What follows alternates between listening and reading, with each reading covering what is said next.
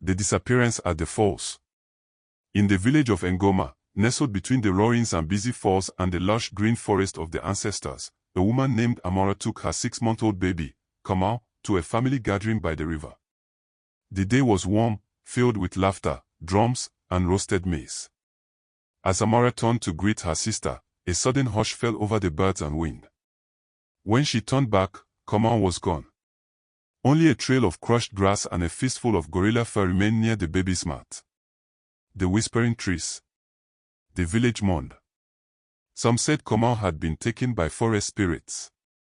Others blamed wild beasts. Amora refused to believe her son was dead. Every evening, she sat beneath the baobab tree and sang his lullaby, hoping the forest would hear. Unbeknownst to her, deep in the forest, a rare tribe of mountain gorillas had taken the child. These were no ordinary animals.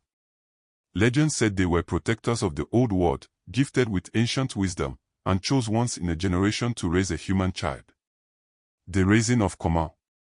Kamau was nursed by the matriarch gorilla Nyanda, and taught by the eldest, Boroko, who had seen 5 generations of the jungle. The boy grew strong, nimble, and strange. He could mimic the sounds of over 30 animals, hear whispers miles away, and, as he grew, he could feel the intentions of others, he could read the emotions behind their eyes. At age 9, he stopped one of the young gorillas from attacking a wandering leopard, not by shouting, but by staring into its mind and showing it the futility of fear. The jungle began to murmur, the boy has the sight. When Kamau turned 12, the jungle grew restless.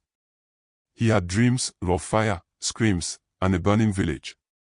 Boroko, now old and weary, told Kamau it was time to return.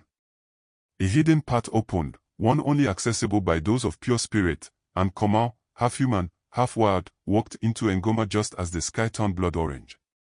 Return of the lost son. The villagers screamed at the sight of him, barefoot, muscular, eyes glowing with a strange light. Amora fainted. But the village elder, Nabola, stepped forward and touched the boy's hand. Kamau, he whispered. You have returned from the place of spirits. The new mind. Kamau was no ordinary child. He knew when someone lied, felt the tremors of hidden anger, and could sense illness before it bloomed. Some feared him, calling him a cursed spirit. Others worshipped him, believing he was the chosen one of their ancestors. He helped a blind man find his way back by echoing bird calls. He reunited 2 feuding brothers by revealing a long-hidden truth. His fame spread beyond Ngoma. But Kamau felt a shadow, his dreams of fire were growing stronger. The prophecy of fire. One night, he stood atop the tallest hill and cried out. They come. The elders gathered. Kamau explained that he had seen soldiers from the village of Mbuyu, fierce rivals, preparing to attack in the next moon. The king, Oba, laughed it off, drunk with wine and pride. But Kamau, desperate, placed his palm on the king's chest, and let him feel the terror of the vision. Oba dropped his goblet. Preparations began that night.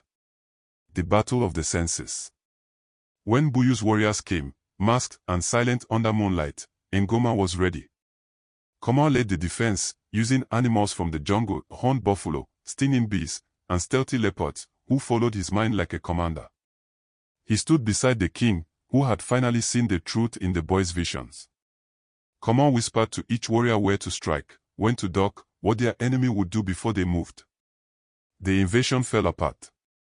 Mbuyu fled in confusion, thinking Ngoma had found divine protection. The boy between 2 worlds. The war won, Kamau was hailed as a hero.